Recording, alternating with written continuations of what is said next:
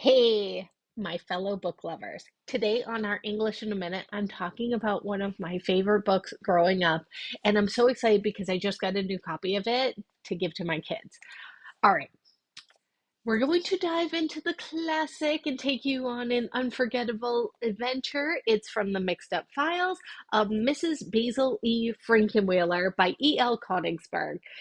So, this is a story that is equal parts mystery, adventure, and some art history.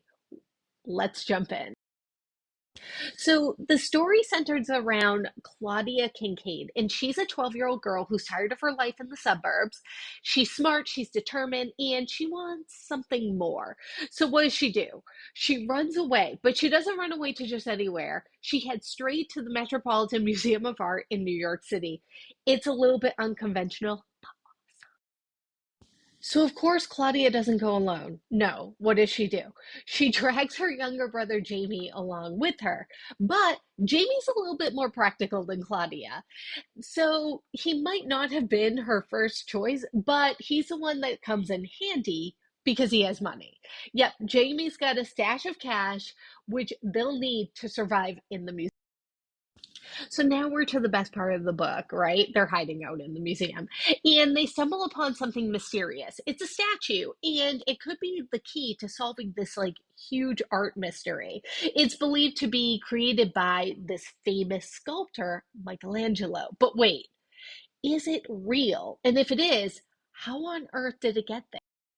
So now we come to the lady that the book has its namesake, Mrs. Basil E. Frankenweiler. She is a quirky, eccentric, and wealthy woman who's the one with all the answers. But here's the twist. Mrs. Frankenweiler holds the real secret, and to get to the truth, Claudia and Jamie need to uncover it all while staying one step ahead of the museum staff. Remember, they're hiding out in there. So, can they solve the mystery of the statue and figure out if it is worth millions?